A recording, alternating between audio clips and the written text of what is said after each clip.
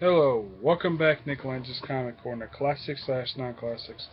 This is episode 160 in Doubleshot number 95, okay? First up, it's Justice League International, Volume 3. And it's still written by Jan Mathis and Keith Giffen. They write pretty much almost like the first 60 issues of this. This book contains issues 14 to 22. And pretty much this book, some of the stuff in here is dominated by one particular thing I'll get to in a minute. First, it starts off with Mr. Miracle getting kidnapped. And of course, there's a couple appearances by Lobo in here. Yes, Lobo. Oh, and by the way, if you want to know what he looked like in the 1980s, this is what the guy looks like in the 1980s.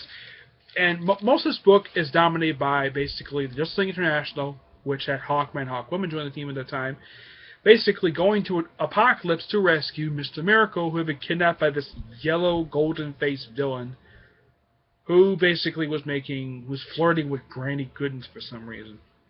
Oh, by the way, one of the most funniest things happens in this book. Obertron runs a dark side, sitting in a chair.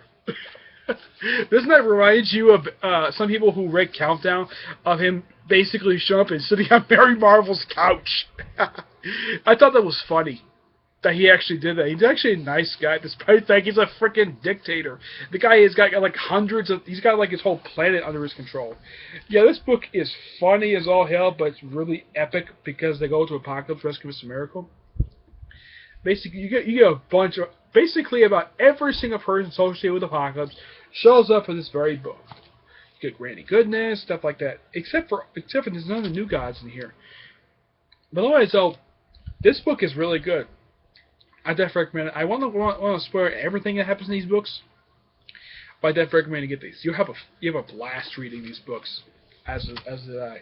Okay. Next up is Justice League International, Volume 4. This book contains Justice League International / Justice League America issues 23 to 30. By the way, in issue 24, help sets up the spin-off book Justice League Europe, with a bunch of people who joined that group. Of course, in the previous book, Red Rocket got a new suit. That's him right there.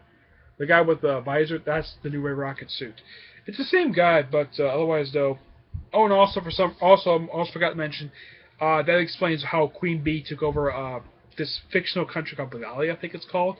Yeah, she has a strange creature basically just kill him by squishing his head.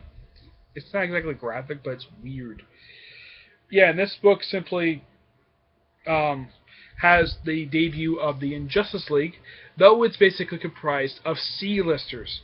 Two of whom are the Clock King, who is a Green Arrow villain, and of course there's also the Clue Master, who is a Batman villain.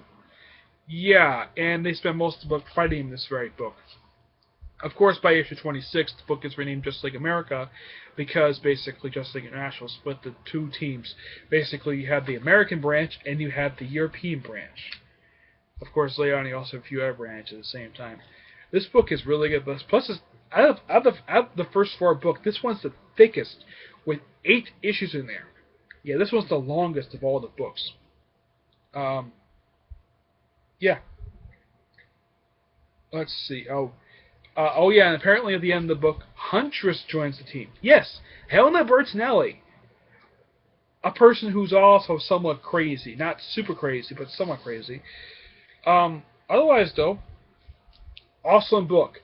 Definitely recommend anybody, basically, who want to try something new and try something like Premium 52. Try this series. This series is great. Okay? That's it. Stay tuned for next episode, which will be episode 161 and whatever. Okay? See you there. Bye.